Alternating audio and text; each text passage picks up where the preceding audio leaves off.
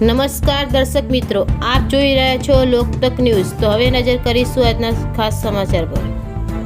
દિયોદર તાલુકાના કોટડા ગામે ઘર વિહોણા લાભાર્થી પરિવારોને કોટડા ગ્રામ પંચાયત દ્વારા સનદ એનાયત કરાઈ હતી। જે ખુશીમાં કોટડા ગ્રામના લોકોએ ભેળા મળીને સરપંચશ્રી અને તલાટીશ્રીને ગામ લોકોએ શાલ અને સોખો પહેરાવી સન્માનિત કર્યા હતા।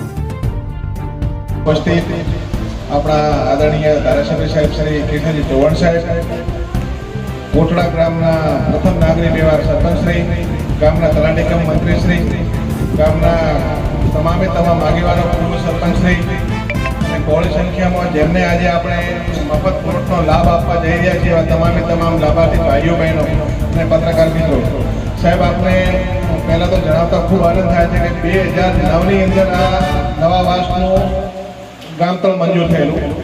એ 2009થી લઈને એમને પડેલું, પણ આપના માર્ગદર્શન હેઠળ અમે આ એક કહેમત ઉઠાવીને ખાસ તો મારે આ ગામના સરપંચશ્રી અને જયંતિભાઈ જે મારા તલાટીને વિસ્તરણ છે એમને ખાસ અભિનંદન આપીશ કે એમણે રાત દિવસ એક કરીને આજે આ 70 જેટલા લાભાર્થી છે એ તમામને આપણે પ્લોટો મંજૂર કરી, લેન્ડ કમિટી રાખી, ઘણી બધી પ્રોસેસ હોય છે, બધી તમામ પૂરી કરી અને આજે આપણે એમને એક સપનું સાકાર થવા જઈ રહ્યો છે। એ આપના માર્ગદર્શનના અમે બધા આભારી છીએ અને આપનો સતત અમને માર્ગદર્શન મળતો રહે એ પણ અમારા માટે ગૌરવની વાત છે।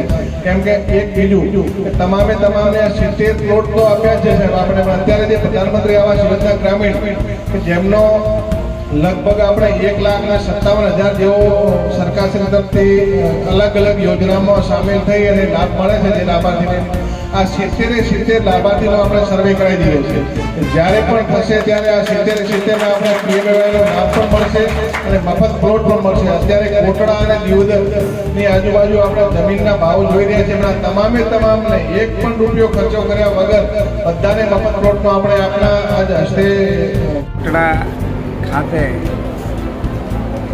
લગભગ 70 જેટલા લાભાર્થીઓને મફત પ્લોટોની સનદ એનાયત કરવામાં આવી છે।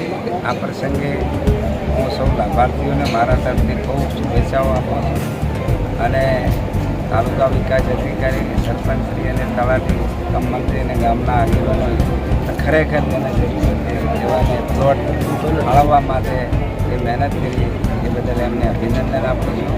અને વિશેષમાં સમરીશું એટલો જ છે કે સમગ્ર બનાસકાંઠા જિલ્લો આપણો વિસ્તાર એ જળ સંકટનો સામનો કરી રહ્યો છે। તો આપના મારફત સૌને હું સંદેશો આપું છું કે આગામી ચોમાસું શરૂ થાય એના પહેલાં આપણે ત્યાં પાણીની સંગ્રહવાની અથવા તો જેટલા ફેલ થયેલા બોર તે બધા જ બોર રિચાર્જ થાય એના માટેના સ્ટ્રક્ચર તૈયાર કરી અને વરસાદનું બધું જ પાણી ભૂગર્ભમાં ઉતરે એના માટેની વ્યવસ્થાઓ ગોઠવીએ।